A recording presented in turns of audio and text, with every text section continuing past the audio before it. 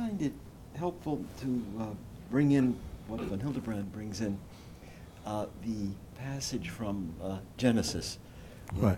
God on the seventh day looks upon his creation and finds it to be very good. And von Hildebrand remarks, that's a very different statement from observing that it fully exists. To say that it not only exists but is good, it seems to express some new idea. One could also capture the same thing like this, that God, in admiring his creation, sees that it exists and also that it's worthy of existing, that it's good that it exists.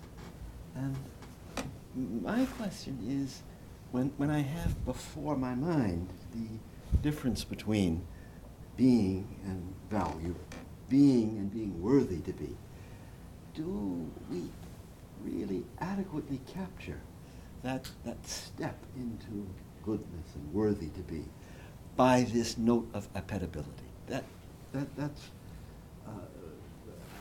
I can't convince myself that captures the whole new dimension that seems to be uttered when God is enthralled with the goodness of his creation. Is that just saying that the creation exists and is appetible?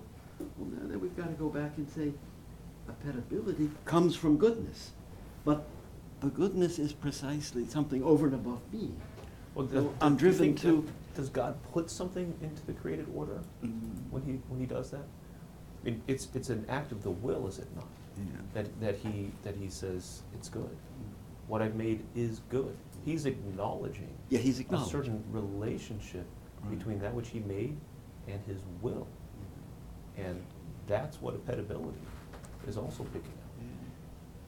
But so that's but even that is in which one could wonder that that's also true that this creation in all of its beauty is agreeable to his will, but it seems that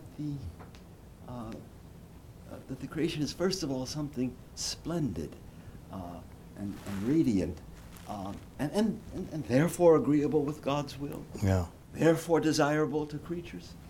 But it seems to be this something that's falling between the cracks when we invoke when we have being and then appetibility to capture the originality of good. It's as if a larger metaphysical step is taken and turns up in the account. That's at least what I come up with when I go back to certain impressive experiences of the contrast between being and good. So let's suppose we say the beauty consists in its capacity to delight. Now the debate is this: does beauty have that? Unquestionably. But does its beauty consist in that? And notice that one can motivationally, here I make a point that I'm not sure what Hildebrand would say, because in this instance, unlike values, especially morally relevant values, when I listen to a piece of music, my motivation is self-regarding.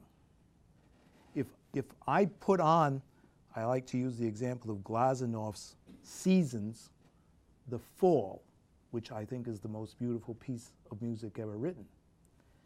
If I put that on, and you say, why are you listening to this? And I say, for the sake of the music. That's ridiculous. I listen to it for the sake of how it affects me and the delight that I have in listening to it. Though I would claim the beauty was intrinsic, but I wouldn't, and while I would insist, this is, I think, in part what you're saying, must there be the appetibility? Absolutely. Must there be the capacity to delight? I say, what else? Beauty must have that. But does it consist simply in that? And then it comes down to this debate. When I hear the Glazunov, I say, its beauty far transcends, it's simply having the capacity to delight. And another person listens to it and says, no.